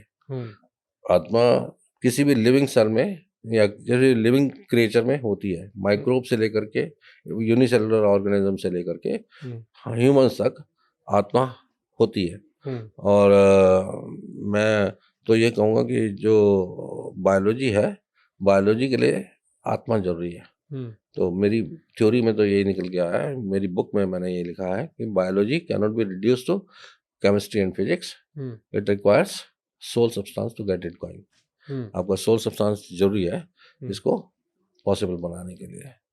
तो जब जो सर शरीर जब मनुष्य एक जन्म लेता है तो आत्मा उसमें प्रवेश करती है, और जब वो शरीर त्यागता है या आखिरी जब हम बोलते हैं जब उसकी मृत्यु होती है, तो फिर वो सोल उसमें से, आत्मा क्या निकलती है उसमें से, कैसे वो हाँ, प्रवेश करती है, कैसे बाहर आती है? जो आत्मा जो है वो जो स्पर्म सेल्स होते हैं और एग सेल्स होते हैं, उनमें भी आत्मा होती है। तो उन दोनों के आत्माओं के संयुग्मन से एक जाइगोट या जो एक नया आत्मा बनती है, जो कि ऑफ स्प्रिंग की आत्मा होगी। और फिर वो ग्रो करके जो है पूरे ह्यूमन में या क्रिएचर में तो फिर तब्दील एंड में होती है। आत्मा फिर निकलती है? आत्मा निकलती है एंड में, मृत्यु के बाद आत्मा जो है शरीर से निकलती है, लेकिन एक बिंदु के रूप में निकलती है, मतलब श्रिंक होकर के एक सेल के साइज में आ जाएगी, और सेल से भी सूक्ष्म आकार में आ जाएगी, और तब शरीर से निकलती है। लेकिन आत्मा का इंडिपेंडेंट एग्जिस्टेंस नहीं है। ये जो है किसी भी आपके जो किन है या रिलेटिव है उनके शरीर में जाके मिल जाएंगे। तो बहुत ही नैनो आकार की या सूक्ष्म आकार की में निकलती है, और वो कब जाकर के आपके सगे संबंधियों में से किसी एक के शरीर में जाके मिल जाए, कुछ कह नहीं सकते। मान लो हमारा कोई, अगर कोई किसी की मृत्यु हो सकता है, उसकी आत्मा हमारे में मिल सकती मिल है, सकती है, मिल सकती है, ऐसा होता है? ऐसा होता है। तो कितना के टाइम है, जैसे अभी बोलते हैं कई बार बंदे की मृत्यु हो गई तो आत्मा उसमें से निकल के, कई बार बोलते हैं उसको पता रहता है या कुछ आइडिया होता है उसके बाद, कभी इसके बारे में आपने कुछ आइडिया लगाया, या आपका क्या एक्सपीरियंस है? जब बंदे की मृत्यु होती है, कहाँ जाता है बंदा, क्या क्या हो जाता है उसके साथ? उसके बाद कितना टाइम आत्मा को लगता है कि मैं इस शरीर में थी, जहाँ भी इस शरीर में जाऊंगी, जहाँ नहीं जाना? नहीं, आत्मा का जब पूरी पूरी बायोलॉजिकल डेथ हो जाती है, जब सारे सेल डेड हो जाएंगे आपके, तब आत्मा निकलेगी। और तब वो जो है शीघ्र ही सबसे पहले जो चांस मिलेगा, सबसे पहले उसकी टेंडेंसी ये रहती है कि भाई क्योंकि फ्री स्टेट में रह नहीं सकती वो जो है किसी न किसी एक्सटेंडेड सोल में जाके मिल जाएगी। तो उसमें यही हो सकता है कि भाई बायोलॉजिकल डेथ होने में टाइम लगे, सारे सेल डेथ नहीं हुए अभी, तो उसमें टाइम लग रहा है। तो वो पीरियड हो सकता है जब हम कह सकते हैं कि भाई अभी सोल पूरी तरह से निकली नहीं शरीर से। लेकिन जब पूरी तरह से सोल शरीर खत्म हो जाएगा तब सोल निकलेगी, उसके बाद ये जो है जल्दी से जल्दी किसी भी अपने सगे संबंधी में से किसी एक के शरीर में जाके मिल जाएगी। सर, ये जो जी आपकी बुक है, ये किन लोगों को आप मानते हो कि पढ़ लेनी चाहिए, या किन के लिए आपने लिखी है? इसमें क्या, इसके बारे में थोड़ा? ये जो बुक है ये मैंने लिखी है, basically it will be helpful to scientist, philosophers, आपका जो क्यूरियस माइंड्स हैं, सीकर्स मतलब जो आत्मा और भगवान को तरफ बढ़ना चाहते हैं, उसके बारे में ज़्यादा जानना चाहते हैं, और स्टूडेंट्स जो आपका साइंस के स्टूडेंट हो सकते हैं, फिलासफी के स्टूडेंट हो सकते हैं, या और जहाँ पे फिलासफी ऑफ माइंड का यूज़ हो सकता है, या क्यूरियस माइंड्स हो सकते हैं, या जनरल रीडिंग के लिए भी ये उनके लिए बेनिफिशियल होंगे। आप भगवान की उनको भी मानते हो, कुदरत, भगवान, ये सब? कुदरत, भगवान को नहीं मानता मैं। मतलब एक साइंस जैसे होरोस्कोप है, या आपका हैंड रीडिंग है, पाम रीडिंग है, तो एक स्टडी है जिसमें ये फाइंड आउट किया गया कि भाई होरोस्कोप से किसी भी आदमी का कोई भी घटना निर्धारित नहीं होती है। हम्म। मतलब उसके फ्यूचर को किसी भी तरीके से अफेक्ट नहीं करती है। हम्म। तो ऐसे में मैं नहीं मानता कि इस चीज़ का कोई रोल है। मतलब प्रेडिक्शन में फ्री विल का मतलब ही यह है कि भाई हम आदमी स्वतंत्र है अपना काम, अपना डिसीजन अपने तरीके से लेने के लिए। और हमारी जो जितनी भी लीगल व्यवस्था है या सोशल व्यवस्था है, वो इसी बात पे टिकी हुई है भाई आप अपने गलत सही कामों के लिए आप जिम्मेदार हैं, और हम आपको गलत कामों के लिए पनिशमेंट करेंगे। बिल्कुल सर, अभी आपने बात की भी यहीं पे सब है। मैं भगवान को या कुदरत को नहीं मानता। जो इंसान बुरा करता है, कर्मों का फल कहते मिलता है बंदे को हमेशा। हाँ। और कर्मों का फल जैसे ही हम कर्म करेंगे, क्या उसका फल मिलेगा यहीं पे या फिर आगे चल के कहीं पे? कर्मों का फल जो है ना, वो आपकी सामाजिक और कानूनी व्यवस्था का परिणाम है। तो कर्मों का फल आपके जो हम कहें आध्यात्मिक या स्पिरिचुअल, या जो आपका भगवान की सत्ता या व्यवस्था का परिणाम नहीं है। आपका वो आपकी सामाजिक और कानूनी व्यवस्था का परिणाम है, कर्मों का फल। और एक इस आपके कानूनी और सामाजिक व्यवस्था इसी कर्म में, इसी जन्म में चलेगी, अगले जन्म में कोई अकाउंट नहीं होगा उसका। या तो फिर दूसरे जन्म में इसका कर्म का कोई हाँ, मान फल लो नहीं। आप गलत भी अगर कोई बुरा करता है तो उसको इसी जन्म में मिलेगा, इसी धरती पे मिलेगा हाँ, उसका सामाजिक और फल। कानूनी रूप से। हाँ। आध्यात्मिक या भगवान की व्यवस्था में नहीं है ऐसा कुछ। ये नहीं है भैया, अभी हम अच्छे कर्म करेंगे तो अगले जन्म में जाके हम नहीं, भगवान बन सकते हैं, ऐसा नहीं। अभी बुरे कर्म करेंगे तो अगले जन्म में जाके सांप बनेंगे, राक्षस बनेंगे, नहीं, ऐसा? ऐसा नहीं आया, मेरी थ्योरी में नहीं आया ऐसा। आपकी थ्योरी में भी जो बुरा करेगा तो इसी जन्म में वो पाएगा? वो ना, ये भी नहीं है, ये भी नहीं है। कर्मों का कोई लेखा जोखा रहता है, ऐसा है ही नहीं। अच्छा, है ही नहीं? ऐसा है नहीं, कर्मों का लेखा जोखा आपका रहता नहीं है। जो बुरा कर रहा है तो फिर उसको फिर सजा कैसे मिलेगी? वो सामाजिक और कानूनी दृष्टि से मिलेगी। सामाजिक और कानूनी दृष्टि, हाँ, भगवान की कोई मार नहीं? भगवान की कोई ऐसी व्यवस्था नहीं हम है। देखते हैं ना भाई, भगवान इसको खुद सजा देगा ये नहीं, अगर बुरा कर रहा है। ऐसा नहीं है। ऐसा मेरी थ्योरी में निकल के नहीं आया। अच्छा, मेरी थ्योरी में नहीं आया। जो अच्छा करेगा उसको अच्छा होगा, ये भी कोई ऐसा नहीं नहीं है? है, ऐसा नहीं है। जो बुरा करेगा उसके साथ बुरा होगा, ये भी कोई इंक्लूड है? ये भी कोई थ्योरी नहीं है। अच्छा। ये मेरी थ्योरी में नहीं आया। हाँ। बाकी जो मेमोरीज हैं, जो मेमोरीज सोल में होती हैं, और मेमोरीज जो कोई भी आपका प्रेडिक्शन है या एक्शन है, वो आपकी मेमोरीज के ऊपर बेस होगा। तो उसके कारण से यदि कोई फर्क पड़ता है तो वो बात अलग है। आपका कोई भी घटना होती है, आपके सोल में मेमोरीज बनती हैं, और उसी के बेस पे आपका एक्शन और वो रहता है, आगे प्रेडिक्शन रहता है, क्या करने के जा रहे हैं, क्या नहीं करने जा रहे हैं। तो आपके डिसीजन उससे इन्फ्लुएंस रहते हैं, आपका कोई भी काम उससे इन्फ्लुएंस रहता है। हम ये कहें कि यदि उसके उनको उन चीज़ों को यदि कर्म कहें तो वो बात नहीं हम कह सकते। बाकी आपके एक्शन रिएक्शन ये सारे, क्योंकि आत्मा ही मेन है, और आत्मा में ही आपकी मेमोरीज वगैरह सारी चीज़ हैं, वही सारे डिसीजन आपके कर रही है। लिविंग जो आपका एक्टिव एलिमेंट है आपके शरीर में, आत्मा ही है। तो आपका कोई भी डिसीजन है वो सारा आपके आत्मा के माध्यम से हो रहा है। तो कर्म का यदि आप कहें तो सारी चीज़ क्योंकि वहीं से हो रही है, तो कर्म भी वहीं से हो रहे हैं। लेकिन ऐसा नहीं कि भगवान की कोई व्यवस्था नहीं है। ये नहीं कह सकते कि भगवान की व्यवस्था के कारण से ऐसा नहीं है। जाते जाते सर, बहुत सारे दर्शक होंगे हमारे, यूथ होगा जो आईपीएस बनना चाहता है, आईएएस बनना चाहता है, तो उनको क्या मैसेज दोगे? कैसे मेहनत करें, वो किस क्लास से मेहनत करें कि वो इस पोजीशन तक पहुंच सकते हैं, कोई ऑफिसर बन सकते हैं? मैं तो ये कहूँगा कि जो आप जैसे आप पढ़ रहे हैं 10वीं 12वीं 8वीं 9वीं 10वीं 12वीं जब भी पढ़ रहे हैं तो आप सब्जेक्ट्स को क्लास सब्जेक्ट्स को बहुत अच्छे से पढ़ें। और जो तैयारी करते हैं बच्चे वो एनसीईआरटी की किताबें पढ़ते हैं, वो सभी क्लासेस की एनसीईआरटी की बुक्स पढ़ते हैं। तो इसका यदि आपने पहले ही पढ़ी हुई होंगी उन सब्जेक्ट्स के बारे में, आपने अपने सब्जेक्ट्स को अच्छी तरह से पढ़ा हुआ होगा, तो आपको फिर उससे आगे आपको जनरल नॉलेज बिल्डअप करने के लिए आपको अखबार वगैरह पढ़ने चाहिए, कुछ न्यूज़ वगैरह चैनल, ज़्यादातर DD news channel, Doordarshan channel, ये जो चैनल है वो देखने चाहिए। और आजकल कई तरह के हैं जो अखबार के थ्रू जनरल नॉलेज बढ़ाते हैं या न्यूज़ चैनल के थ्रू जनरल नॉलेज बढ़ाते हैं। कुछ जो जनरल अवेयरनेस रखते हैं वो आपका गाइड के माध्यम से रखते हैं। किसी भी तरीके से है जनरल अवेयरनेस और जनरल इसमें टॉपिक आप को। कैसे सवाल होते हैं सर? आईपीएस आपने क्लियर कैसे कैसे सवाल इसमें आईपीएस पूछे में जाते जब मैंने किया था तो उसमें 2 सब्जेक्ट होते थे। हाँ। आपका मेरा फिजिक्स और इलेक्ट्रिकल टेक्नोलॉजी था। हैं?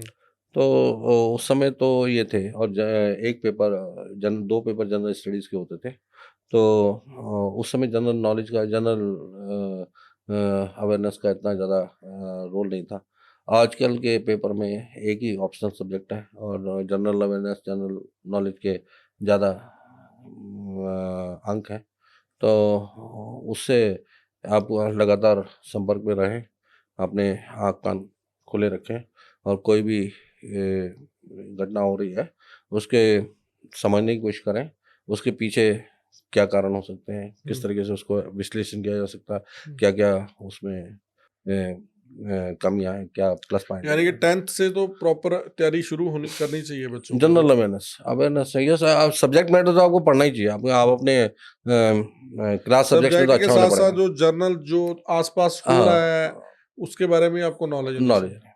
और जो आप क्लास सब्जेक्ट में भी, जैसे आप हिस्ट्री पढ़ते हैं, ज्योग्राफी पढ़ते हैं हम्म, और सब्जेक्ट पढ़ते हैं, तो वो भी आपको, वो आप अच्छे से पढ़िए। हम्म, उससे आपको ग्राउंडिंग मिलेगी सब्जेक्ट की। हम्म, वो इम्पोर्टेंट हो गया आपके लिए। हम्म। वो आपको बाद तक काम आएंगे। ऐसा नहीं है कि वो खाली 8वीं तो 9वीं। ग्रेजुएशन के बाद फिर वो एग्जाम ये दे सकते हैं। हाँ, ग्रेजुएशन के बाद दे सकते हैं हम्म। IPS IAS. तो ये कितने सालों बाद सर, टाइम बाद होता है आईपीएस या ये आईएएस के बाद? साल में एक बार होता है, यूपीएससी के हर द्वारा साल? कंडक्ट होता है, हर साल होता है।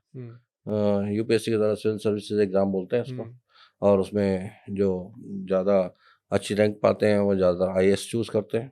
हम्म। और फिर उसके बाद आपका आईपीएस और रेवेन्यू सर्विसेज और सर्विसेज चूज़ करते हैं, सेंट्रल सर्विसेज चूज़ करते हैं। हम्म।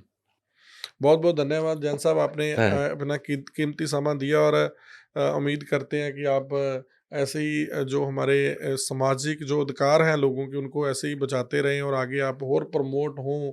और साथ के साथ लोगों को अच्छे तरीके से, जैसे अभी आपने इतनी, आप एक मिसाल बने उनके लिए जो सर्विसेज कर रहे हैं, कि इतनी ईमानदारी से हम यहाँ तक पहुँचे, अपनी तरक्की लें। बहुत बहुत धन्यवाद आपका। Thank you Balwinder Singh ji. हाँ, आपको बहुत बहुत धन्यवाद। ਬਹੁਤ ਬਹੁਤ ਧੰਨਵਾਦ ਜੀ। ਸਾਡੇ ਦਰਸ਼ਕਾਂ ਦਾ ਵੀ ਜੁੜੇ ਰਹੋ ਨਿਰਪੱਖ ਪੋਸਟ ਨਾਲ। ਸਤਿ ਸ਼੍ਰੀ ਅਕਾਲ।